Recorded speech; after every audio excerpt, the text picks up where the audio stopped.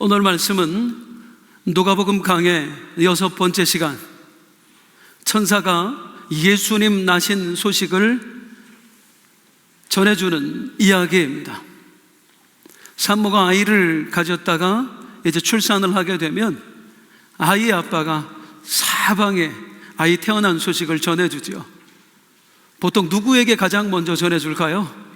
대부분 부모님, 그리고 이 아이가 태어난 소식을 가장 기뻐할 사람, 그리고 이 아이가 태어나는 데 있어서 가장 고마웠던 사람, 그런 분들에게 차례로 아이가 태어난 소식을 알려줍니다. 자, 하물며 우리 예수님께서 탄생한 소식이에요. 우리를 구원할 메시아가 탄생한 소식입니다. 이 놀라운 탄생의 소식을 천사는 누구에게 전했을까요? 당연하게도 그 대상을 천사가 임의로 정하지는 않았을 거예요. 하나님의 심부름꾼이잖아요. 우리 하나님께서 정해준 사람들에게 찾아가서 차례로 전해줬을 겁니다.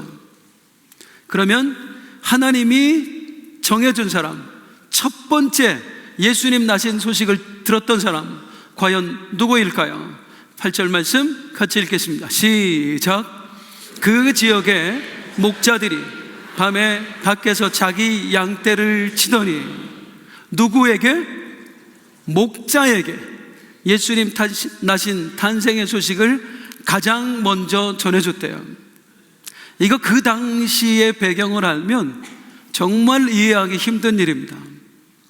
고대 이스라엘의 직업군 중에 가장 천한 직업 중에 하나가 목자였거든요. 고대 랍비들의 문헌에 보면 이 목자들은 법원에서 재판을 할 때 증인으로 설 수도 없었어요. 증인 취급을 안 해줘서. 일반인들에게 목자는 그 당시에 도둑놈, 사기꾼, 그런 취급받았습니다. 그런 사람들에게 예수님 나신 소식을 가장 먼저 전해준 거예요. 이 세상에 귀한 사람 얼마나 많아요. 왕족들도 있고 귀족들도 있고 제사장 가문도 있고 랍비들도 있고. 그런데 하필이면 이렇게 가장 천한 사람들에게 예수 나신 소식을 가장 먼저 전해주었을까요? 불쌍해서 그랬을까요? 아니면 우리 하나님이 높은 사람보다 낮은 사람 좋아하셔서, 부자보다 가난한 사람 좋아하셔서 그러셨을까요? 오늘 이 이야기에 얽힌 비밀을 함께 찾아보도록 하겠습니다. 하나님께서는 많고 많은 사람들 중에 예수님 나신 탄생의 소식을 왜 가장 이 천한 목자들에게 먼저 전하게 하셨을까? 그 이유를 알기 위해서는 이 목자들이 누구인가를 알아야 됩니다. 목자들의 정체에 대해서. 목자들이 누구인가를 알기 위해서 우리가 또 하나 알아야 될 게 8절을 다시 한번 보겠습니다. 그 지역의 목자들이라고 했는데, 이 목자들이 살고 있던 지역이 어딘가를 알아야 됩니다. 그래야 이들에 대해서 알 수가 있어요. 이 목자들이 살고 있던 지역은 베들레헴 근처의 들판입니다. 더 정확하게 말하면 예루살렘과 베들레헴 사이에 있는 지역이었어요. 이 지역을 현대 지명으로는 라못 라헬이라고 부릅니다. 이 라못 라헬을 요하난이라는 고고학자가 발굴을 해서 알아낸 게 있어요. 이 지역이 구약 성경에 나오는 베닥게렘 지역이었다라는 것을 밝혀냅니다. 현대 지명으로는 라못 라헬, 구약 성경의 지명으로는 베닥게렘. 그곳에 살고 있던 사람들이 바로 이 목자들이었습니다. 자, 이 목자, 정말로 베닥게렘 거기서 살고 있던 목자들이 맞을까? 시계를 400년 전으로 거슬러 올라가겠습니다. 느헤미야 3장 14절에 보면 시작. 분문은 베닥게렘 지방을 다스리는 레갑의 아들 말기야가 중수하여. 베닥게렘 지방에 400년 전부터 누가 살고 있었대요? 레갑의 아들, 레갑의 후손들이 살고 있었습니다. 이들이 과연 그들이 맞을까요? 이들의 직업 이야기가 예레미야서에 나옵니다. 6장 1절 색칠해진 부분만 시작. 베닥게렘에서 깃발을 들라. 3절 시작. 목자들이 그 양떼를 몰고 와서. 그러네요. 옛날부터 이 베닥게렘 지방에 살고 있던 목자들이 있었어요. 이스라엘 사람들은 내가 사는 지역이 하나님으로부터 받은 기업입니다. 그래서 함부로 지역을 옮기지 않아요. 즉 이들은 수백 년 동안 이 베닥게렘 지방에서 살고 있던 목자들이었습니다. 그들에게 하나님이 예수님 나신 소식을 가장 먼저 전해주어라 하신 겁니다. 이 천한 사람들에게. 그러면 예수님 태어날 당시에는 천한 직업이었지만 옛날에는 목자의 직업이 좀 다르지 않았을까? 자, 이 레갑의 후손들, 이 목자 집안이 어떤 대우를 받고 살았는가를 알 수 있는 일화가 하나 있어요. 자, 유다 나라가 무너지고 이들이 바벨론에 다 포로로 잡혀갑니다. 70년 만에 하나님께서 포로에서 돌아오게 해주셔요. 포로에서 돌아온 저들 사명을 안고 돌아왔습니다. 다 무너져 내린 예루살렘 성, 이 무너진 성벽을 재건하자. 그 사명을 안고 이제 예루살렘으로 돌아온 거예요. 그래서 열심히 성벽 재건 공사를 합니다. 성벽을 만든다는 게 이게 보통 일이 아니잖아요. 집 하나 세우는 거, 건물 하나 세우는 차원이 아니잖아요. 그래서 많은 사람들이 여기에 동원을 되는데 한꺼번에 일을 할 수가 없으니까 지역을 따로 떼어서 나눠줍니다. 이쪽 성벽은 그쪽 집안에서 좀 맡아두시고 저쪽 성벽은 그쪽 가문에서 좀 맡아두십시오. 그래서 각 가문별로 분야를 정해주는 거예요. 자, 퀴즈. 성벽 공사를 하다 보면 다 똑같은 데가 아니잖아요. 중요한 데가 있고 덜 중요한 게 있겠죠. 중요한 부분은 어느 가문에 맡기고 중요한 가문에 맡기고 덜 중요한 지역은 누구한테 맡기고 하찮은 가문에게 맡기고 당연한 거 아니겠습니까? 자, 여기서 이걸 한다는 이야기를 듣고 이 레갑의 후손들이 한 걸음에 달려가요. 우리도 성벽 공사에 동참하고 싶다고, 우리도 거기에 동참시켜달라고 그랬더니 이 레갑의 후손들에게 어느 지역을 맡겼느냐면 느헤미야 3장 14절 시작. 분문은 베닥게렘 지방을 다스리는 레갑의 아들 말기야가 중수하여. 레갑의 후손에게 맡겨진 공사가 어떤 공사였어요? 분문 공사였어요. 분문을 맡으시오 했습니다. 분문이 뭘까요? 자, 따라해 보세요. 진짜로 따라 하셔야 돼요. 꼭 하셔야 돼요. 아시겠죠? 분문이 뭐냐? 따라 하겠습니다. 똥문. 안 따라 하시는 분이 왜 이렇게 많으세요? 똥문이었어요. 똥문 공사. 똥문이 뭐냐? 고대의 성읍들은 하수 처리 시설이 안 돼 있잖아요. 그러니까 똥, 오줌, 오물 다 성 밖에 내다 버렸어요. 똥찌개 지고 또 동이에다가 똥 담아서, 오줌 담아서 다 성 밖에 내다 버렸어요. 그 문이 똥문이에요. 똥찌개 지고 다니는 사람, 아니 일반인 다니는 지역에 함부로 다닐 수 없잖아요. 똥냄새나고 더럽고 묻을까봐. 그래서 똥지게꾼이 다니는 문이 따로 있었습니다. 이게 1900년대 초반에 이스라엘 땅에 있었던 분문이에요. 똥문. 이게 무너지고 지금은 없습니다. 이것도 옛날 걸 복원했다가 없어진 거예요. 이런 똥문이 따로 있었습니다. 이 똥문 공사를 맡긴 거예요, 레갑의 후손들에게.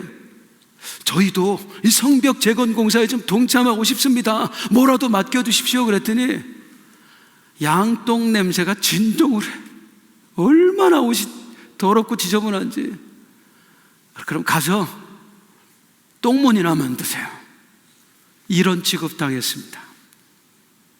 이들이 이 당시에 또 어떤 취급을 당했는가를 알 수 있는 일화가 또 하나 있는데, 성경 말씀 다시 시작. 분문은 베닥게렘 지방을 다스리는 레갑의 아들 말기야가 중수. 당신들 똥문이나 만드시오 소리를 듣기까지 이 사람들은 계속 베닥게렘 지방을 다스려 왔다는 얘기는 베닥게렘 지방에 살고 있었다는 얘기예요. 뭐 할 때까지? 똥문 만들 때까지, 예루살렘 성벽을 만들 때까지 계속 이 자리에 살고 있었다는 거예요. 이게 무슨 뜻이냐? 지금 이 성벽 재건 공사를 주도하고 있는 사람들이 누구죠? 바벨론의 포로로 잡혀갔다 온 사람들이야.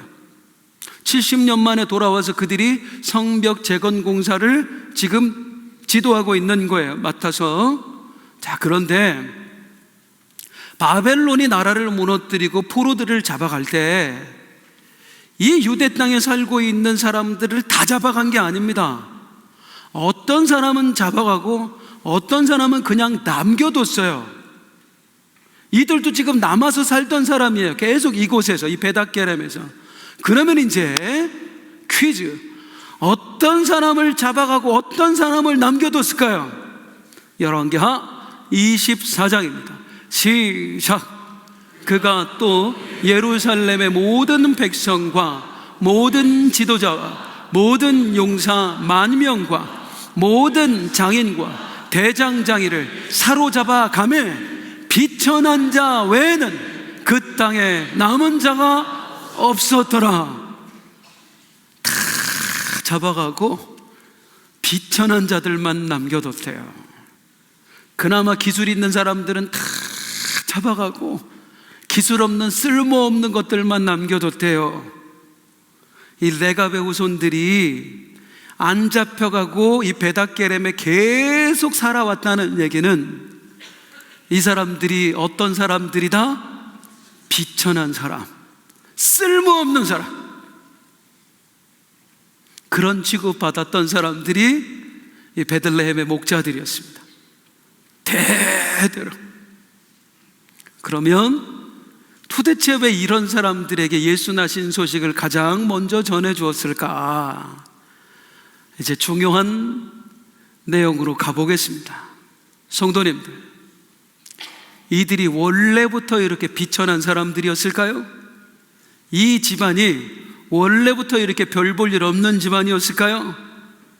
레갑 자손, 이 집안이 어떤 집안인지를 지금부터 소개해 드리겠습니다. 시계를 더 거꾸로 돌려서 열왕기 시대로 가보겠습니다. 열왕기 시대에 북이스라엘에 최고의 권력가 한 사람이 있었습니다. 요나답이라고 하는 사람. 이 요나답이 레갑 족속의 조상입니다. 이 요나답에게 어느 날 예후라는 사람이 찾아와서 부탁을 합니다. 저를 도와 혁명을 일으켜 주십시오. 저를 왕으로 만들어 주십시오. 이 혁명에 동참을 해요. 그래서 예후를 왕으로 만들어 줍니다. 그야말로 예후가 왕이 되는 데 있어서 1등 공신 요나답이었습니다. 우리 조선시대 태조 이성계를 왕으로 만든 정도전, 그리고 수양대군 세조를 왕으로 만든 한 명의 그런 인물이 바로 요나답이었다, 그 말이에요. 그러니 요나답은 이스라엘에서 1인 지하 만인 지상, 위로 왕 하나밖에 없어요. 온 권력을 한 손에 거머쥔 사람, 최고의 권력가가 바로 요나답이었습니다. 그런데 이 요나답이 어느 날 자기의 모든 권력을 내던지고 낙향해요. 시골로 가버리는 거예요. 뭐 때문에? 권력 싸움에서 밀려난 걸까요? 아닙니다. 요나답이 모든 걸 버리고 낙향한 이유는 왕이 된 예후에게 실망해서 그렇습니다. 요나답이 왜 이 혁명에 동참을 했는가? 이 당시에 북이스라엘이 그야말로 우상천지였거든요. 아합 왕이라고 들어보셨죠? 이세벨이라고 들어보셨죠? 엘리야 때에 죄송합니다, 연놈들이 북이스라엘 전체를 우상의 소굴로 만들어버렸어요. 요나답이 너무 마음이 아픈 거예요. 어쩌다 하나님 나라가 이렇게 되었나? 그러던 어느 날 예후라고 하는 사람이 찾아옵니다. 요나답 선생, 제가 하나님께 소명을 받았습니다. 이 나라의 우상을 철폐하고 다시 하나님 나라를 세우라는 소명을 받았습니다. 그런데 제가 무슨 힘이 있습니까? 선생께서 저를 좀 도와주십시오. 선생 같은 가문에서 도와주시면 제가 이 혁명에 성공할 수 있을 것 같습니다. 왕이 되면 반드시 이 나라를 제가 하나님 나라로 만들겠습니다. 예배하는 나라로 만들겠습니다. 여기에 요나답이 목숨을 걸어요. 혁명 일으켰다가 잘못되면 죽는 거잖아요. 아주 삼족이 멸망을 당하는 거잖아요. 그런데 이 나라 하나님 나라로 만들자, 그 사명을 안고 예후를 도와줍니다. 그래서 성공해요. 예후가 왕이 되는 거예요. 그런데 웬일입니까? 왕이 되자마자 예후가 변질해버려요. 우상을 철폐하겠다고 약속했던 이 예후가 오히려 더 우상 숭배를 장려하는 거예요. 왜? 예로부터 정치가들에게, 권력자들에게는요, 종교가 최고의 권력 유지의 수단이었거든요. 그래서 기독교 함부로 제발 정치에 관심 좀 끄세요. 사탄의 밥이 됩니다. 그래서 이 예후가 우상을 철폐하지 않고 더 장려를 합니다. 여기에 실망한 요나답이 모든 걸 버리고 낙향해서 초야에 묻히는 거예요. 아무리 찾아와도 소용이 없어요. 그냥 지금 시골에서 살아가요. 자기 자식들 다 데리고 갔습니다. 그리고 요나답이 죽게 되었을 때 자기 자식들을 불러놓고 모아서 유언을 남기는데, 그 남긴 유언이 뭐냐? 자기 자식들한테 시작. 레갑의 아들 우리 손주 요나답이 우리에게 명령하여 이르기를, 너희와 너희 자손은 영원히 포도주를 마시지 말며 너희가 집도 짓지 말며 파종도 하지 말며 포도원을 소유하지도 말고 너희는 평생 동안 장막에 살아라. 아들, 손주들, 내가 부탁이 있다. 내가 죽거든 다시 예루살렘에 갈 생각하지 말고, 너희는 평생 포도주도 마시지 말고, 너희는 농사도 짓지 말고, 너희는 집도 가지지 말고 평생 그냥 장막에서 살아라. 아니, 무슨 자식들한테 이런 유언을 남겨요? 이게 사람 사는 겁니까? 왜 이런 유언을 남겼을까요? 요나답은 평생을 우상 숭배와 싸웠던 사람이에요.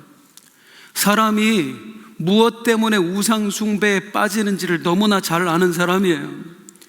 요나답이 보니 사람이 우상 숭배에 빠지는 이유는 딱 하나, 욕망 때문이다, 그 말이에요. 육신의 정욕, 안목의 정욕, 이생의 자랑, 돈을 향한 욕망 때문에, 쾌락을 향한 욕망 때문에, 권세를 향한 욕망 때문에 사람이 하나님을 버리고 우상 숭배의 죄에 빠지더라, 그 말이에요. 자기는 거절을 했지만, 권력도 거절하고 쾌락도 거절하고 우상 숭배에서 빠져나왔지만 내 자식들이 염려가 되는 거예요. 이것들이 돈 밝히면, 이것들이 권력을 잡고 싶으면, 쾌락을 누리다 보면 다시 우상 숭배에 빠지게 될 텐데, 그래서 죽기 전에 자식들에게 내린 명령이, 너희는 평생 포도주 마시지 말고 농사도 짓지 말고 집도 가지지 말고 장막에서 살아라. 평생 돈과 권력과 쾌락을 멀리하며 살아라. 그리고 너의 영성을 지켜내라. 자, 명령은 참 좋은 명령입니다만 이거 지켜낼 수 있습니까? 어쩌면 아버지 돌아가실 날만 기다렸을 텐데, 우리 다시 가서 떵떵거리면서 그 서울에서 살아보자 했을 텐데, 이 자식들 대단합니다. 그 다음 구절 한번 보겠습니다. 시작. 우리가 레갑의 아들 우리 선조 요나답이 우리에게 명령한 모든 말을 순종하여 우리와 우리 아내와 자녀가 평생 동안 포도주를 마시지 아니하며 살 집도 짓지 아니하며 포도원이나 밭이나 종자도 가지지 아니하고 장막에 살면서 우리 선조 요나답이 우리에게 명령한 대로 다 지켜 행하였노라. 아멘. 우리에게 명령한 대로 다 지켜 행하였느니라. 그래, 우리 믿음 지키며 살자. 유언을 명령으로 받아요. 명령으로. 그리고 나서 진짜로 평생 포도주 안 마시고 평생 농사도 안 짓고 집도 안 가지고 장막에서 살아가요. 이렇게 살려면 이스라엘에서 가질 수 있는 직업은 딱 하나밖에 없었습니다. 목동밖에 없었어요. 양치는 것밖에는 농사도 안 짓고 장막에 살면서 먹고 살 수 있는 길은 없었어요. 그래서 이들은 스스로 목자라는 직업을 선택합니다. 사람들이 손가락질하는. 한때 이스라엘 최고의 권력과 가문에서 가장 빛나는 위치에 있던 그 사람들이 믿음 하나 지키겠다고 선조의 말을 지켜내기 위해서 가장 낮은 곳으로 내려왔어요. 그리고 수백 년에 걸쳐서 목자로 살아갔던 것입니다. 그렇게 살아가는 날 동안 이들은 사람들에게 어떤 대우를 받았습니까? 나라가 망하고 모든 백성들이 포로로 잡혀가는 가운데 아우 양똥 냄새, 야 니들은 그냥 여기 남아. 안 잡혀간 게 감사하기도 하지만 한편으로는 온 나라의 제일 못난이라고 아예 공인을 받아버려요. 그럼에도 묵묵히 남아서 아무도 지켜주지 않는 이곳에, 나라도 없는 이곳에서 믿음 지키며 살아가는데 70년 만에 동포들이 돌아온 거예요. 그들이 와서 성벽을 재건한다는 소식을 듣고 얼마나 기쁜지 한 걸음에 달려가서 우리도 성벽 재건에 좀 동참시켜 주십시오, 뭐라도 시켜주세요 했더니 아이 참, 그럼 가서 똥문이나 만드세요. 그 비참한 비난과 조롱을 받으며 한평생 살았던 사람들, 그 사람이 바로 레갑의 후손들, 요나답의 자손들이었습니다. 누가 이런 삶을 살고 싶겠어요? 사람들 인정받고 싶은 거 아니에요? 박수 받고 싶은 거 아니에요? 그런데 박수 받는 자리에서 가장 밑으로 내려와서 누가 이 수모를 겪으며 살고 싶겠어요? 그런데 그렇게 했어요. 왜요? 딱 하나 때문이에요. 믿음 때문이에요. 평생 우상 숭배하지 않고 우리 하나님만 섬기며 살자. 그거 위해서 내가 손에 거머쥘 수 있는 모든 걸 포기하고 이 자리에 내려온 거예요. 사람들 눈에는 가장 못난이어 드렸습니다. 그래서 그 사람들은 어떻게 해요? 당신은 안 데려갈 거야. 당신은 똥문이나 만들어. 그러면 묻겠습니다.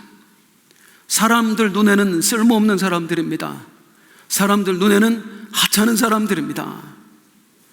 우리 하나님 눈에도 그렇게 보였을까요? 이들이 과연 우리 하나님 눈에도 그렇게 보였을까요? 우리 하나님의 꿈이 있었어요. 에덴 동산에서 아담과 하와가 범죄한 이후에 하나님의 꿈은 딱 하나, 이들을 구원하리라. 죄에 빠진 인생들을 구원해서 다시 자신의 자녀가 되게 하는 것, 이게 하나님의 꿈이었습니다. 하나님은 이 꿈을 이루기 위해서 놀라운 계획을 세우십니다. 무려 당신의 아들을 세상에 보내실 계획, 저들을 위한 제물로 쓰실 계획을 가지셨어요. 이 계획을 세우신 하나님께서는 그 메시아를 이 땅에 보내기 위해서 엄청난 역사를 하십니다. 그 환경을 만들어내기 위해서 마귀가 수없이 방해하는 가운데 하나님은 꾸준히 당신이 계획하신 일을 진행하세요.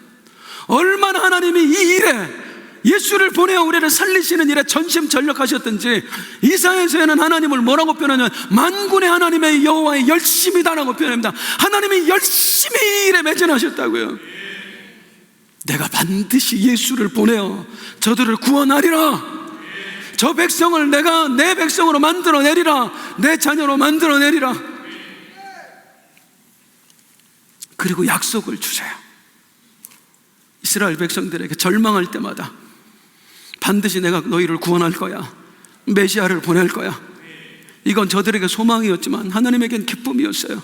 조금만 기다려라. 그러면 내가 너희를 구원할 수 있다. 내 아들이 가면 너희들을 위해 대신 죽으면 너희는 살아날 수 있다. 마침내 그때가 왔습니다. 하나님의 아들을 세상에 보내시는 그때가 왔어요. 드디어 이들을 구원할 때가 온 거예요. 내 아들아, 가라. 가서 내 꿈을 이루어다오. 내가 저들을 위해서 대신 나와 저들 사이에 중보자가 되어줘라. 저들을 대신해서 죽는 생명의 떡이 되어줘라. 그래서 이들을 내 백성으로 다시 만들어줘라. 나의 꿈을 이루어다오. 그리고 예수님을 이 땅에 심으시고, 그 예수님이 하나님의 꿈을 위해서 태어나는 그 순간 우리 하나님이 이 예수 나신 소식을 세상에 전해주어야 되는데, 우리가 아들 낳았어요, 딸 낳았어요 하고 전해주시디, 우리 예수님 너희를 구원할 메시아가 탄생했다, 그 소식 전해주어야 되는데, 하나님이 가장 먼저 떠올렸던 사람, 우리 하나님 보시기에 가장 고마웠던 사람, 우리 하나님 보시기에 이 소식을 가장 기뻐할 사람, 그들은 바로 수백 년 동안 믿음 하나 지키기 위해서 모든 걸 내던지고 양 똥을 묻히며 살아가던 냄새나던 베닷게렘의 목자들이었습니다.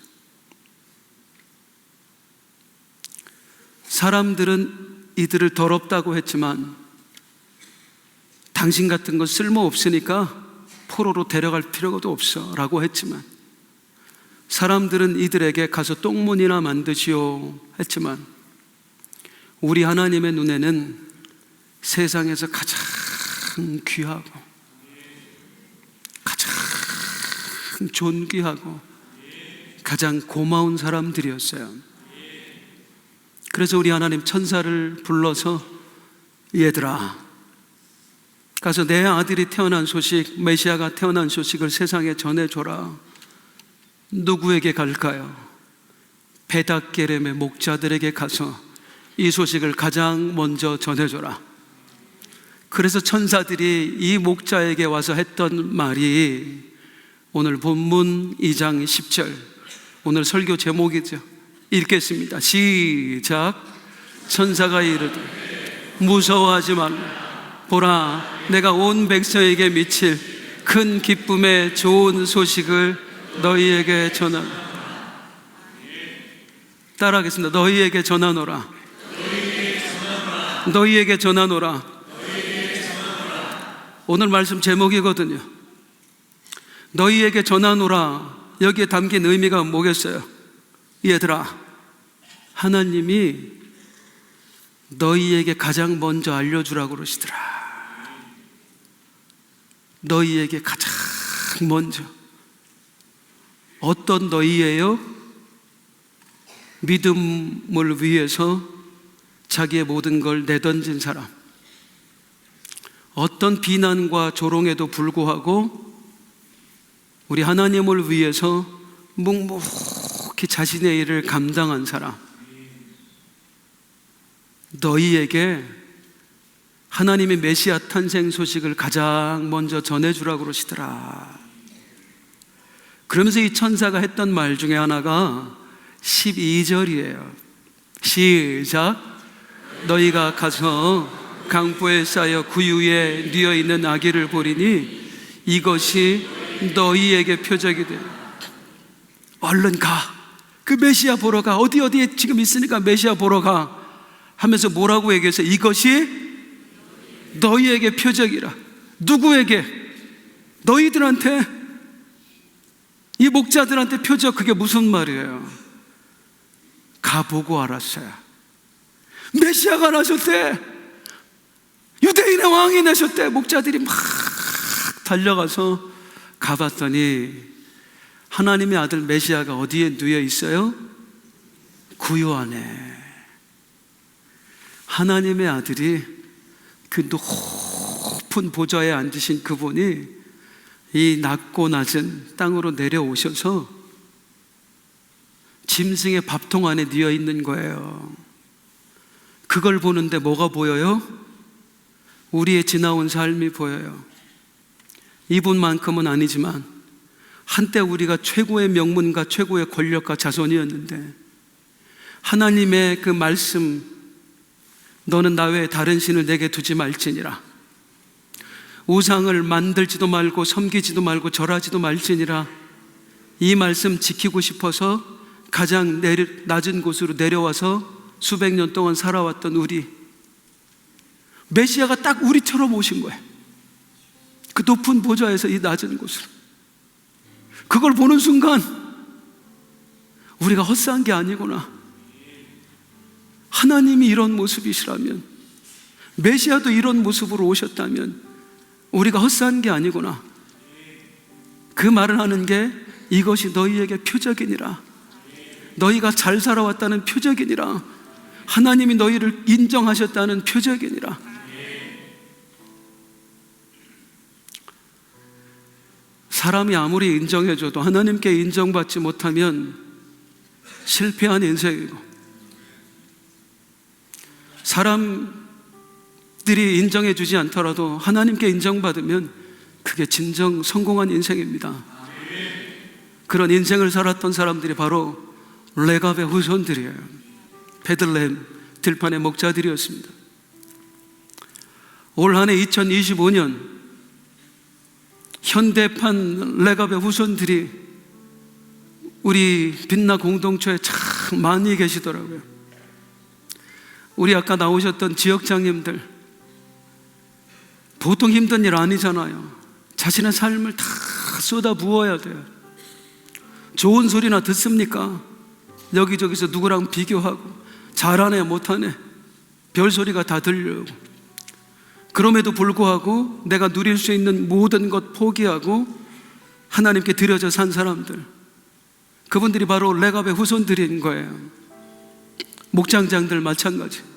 목장장이 무슨 죄입니까? 뭘 죄를 졌다고 목장장이 전화하면 그렇게 막 쥐잡듯이 잡아요. 그럼에도 불구하고 그 수모 다 견디고 오늘 예배 있어요, 이번 주에 모임 나오시면 안 돼요. 그들이 레갑의 후손들이에요. 각 교회 학교 교사들, 우리 총남 총녀 회장님을 비롯한 각 기관장님들 너무나 애쓰고 계세요. 다 이 시대의 레갑의 후손들이에요. 우리 봉사자들 다 마찬가지고, 오늘 아침 새벽에 일어나서 거실에 나와서 이제 무릎 꿇고 기도를 하는데 얼마나 어깨가 시렵든지 오늘 왜 이렇게 춥습니까? 이야, 제가 오늘 새벽에 추웠다고 얘기하니까 일부회 때 어떤 권사님이 목사님 내복 입으시지 그러시냐고. 진작 입었지요. 9월 달부터 입었어요, 내복. 저는 추위를 많이 타요. 내복 입고 잠옷 입고 거기다가 패딩 조끼까지 입고 그것도 춥더라고. 그때 든 생각들이, 아이고 우리 봉사자들 어떻게 할까? 이 영하 10도의 날씨에 우리 주차 봉사하시는 분들, 저기 신안산대 그 벌판에서 봉사하시는 분들 어떻게 하나? 그냥 오면서 보는데 너무너무 고마운 거예요. 그분들이 한 분 한 분 그 힘듦에도 불구하고 애기 엄마 아빠들 애기 챙겨오는 거 보통 일 아니에요. 보면 고맙다고 해주세요. 다 주님을 위해서 헌신한 겁니다. 어떤 성도님들 보면 안타까워요. 조금만 편법을 쓰면 지금보다 훨씬 더 안락하게 살 수 있어요. 그럼에도 예수쟁이라는 이름 부끄럽지 않게 하겠다고 그 편법을 거부하고 적법하게 사업하다가 어려움을 겪은 분들, 왜 그런가 싶지만 이 시대의 레갑의 후손들이에요. 목사는 매주 우리 성도님들이 낸 그 헌금 내역 명단을 받아봅니다. 감동이에요. 이분은 이런 형편이 아닌데 어떻게 이렇게 하셨을까? 이거 자기 자식들을 위해 쓰면, 자기 삶을 위해 쓰면 훨씬 더 풍족하게 살 수 있는데 왜 이렇게 하셨을까?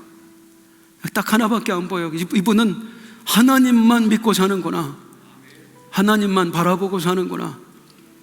그렇게 2025년 단 한 명도 예외가 없이 우리 빛나 공동체 모두가 레갑의 후손으로 오직 주님을 위해, 오직 그의 나라를 위해, 주님의 몸된 교회를 위해 달려오셨습니다. 주님께서 이렇게 말씀하실 것 같아요. 얘들아, 고맙다. 그거면 충분하지 않으십니까? 주님이 잘했다 하시면 그걸로 충분한 거 아니겠습니까? 내 주를 가까이 하게 함은 십자가 짐 같은 고생이나 내 일생 소원을 내 찬송하면서 주께 더 나아가기 원합니다. 일어나서 내 고생하는 거, 내 고생하는 거, 야곱이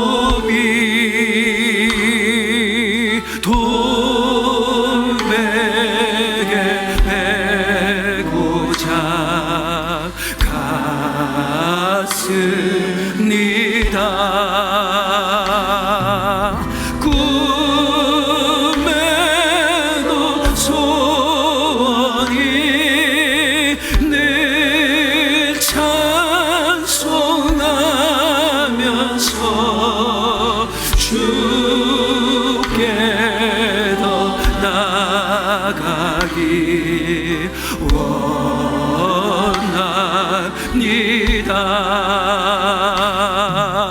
천성에 가는 길 험하여도 생명이 된 은혜로다, 예로다. 천사나 부르니 늘 찬송하면서 주께 더 나아가기 원합니다.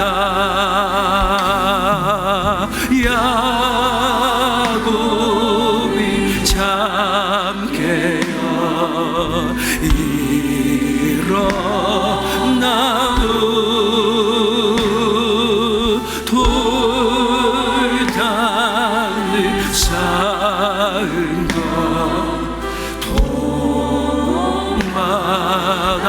돈받아서 숨질 때 되도록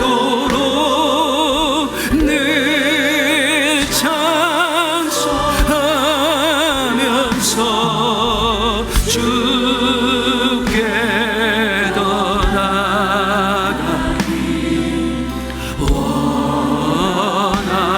원합니다. 숨질 때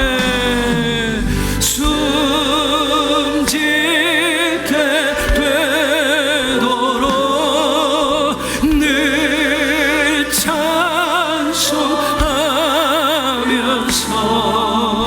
주께 더 나아가기 원합니다. 주께 더 나아가기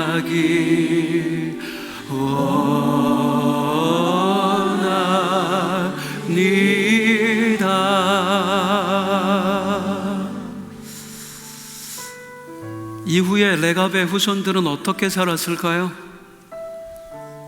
계속 목동이었어요. 삶은 하나도 바뀌지 않았어요. 그게 뭐예요? 평생 믿음으로 살아온 결과가 이게 뭐예요? 하나님이 그들의 이야기를 성경에 기록해 놓으셨어요. 이 땅에서 받지 못한 주님의 인정, 주님의 축복, 보상, 하늘의 생명책에 내 이름이 기록된 것으로 충분합니다. 예수쟁이는 그거 바라보고 사는 사람들이에요. 우리 옆에 분들이 한 해 그렇게 살아오셨어요. 열심히. 옆에 분 한번 바라봐 주세요. 그분들 축복하며 함께 찬송할까요? 우리 주위 분들 축복하면서 믿음으로 사시느라고 애쓰셨습니다. 당신의 그 섬김이 쑥스러워요. 옆에 바라보고 해같이 빛나리 당신의 그 겸손이 천국에서 해같이 빛나리 당신의 그 믿음이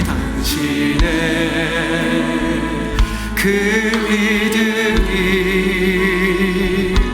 천국에서 해같이 빛나리 당신의 그 충성이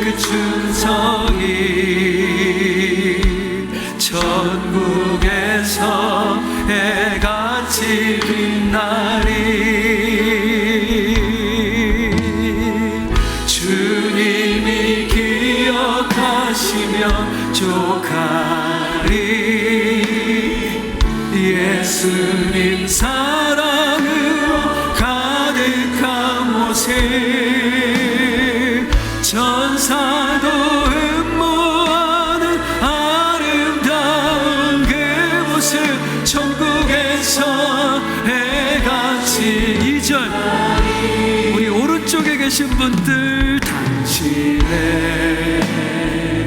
그 순종이 천국에서 해같이 빛나리 이번에 가운데 당신의 그 사랑이 천국에서 해같이 빛나리 왼쪽 당신의 그 찬송이 우리 임마누엘 찬양들이 지휘자님 오케스트라 대범들 모두 축복 저 위층에 당신의 그 헌신이 천국에서 해같이 빛나리 우리 가슴에 손을 얹고 주님이 기억하시면 족하리 불타는 사명으로 가득 찬 모습 천사도 흠모하는 아름다운 그 모습 천국에서 해같이 빛나리 주님이 기억하시면 족하리 주님이 기억하시면 족하리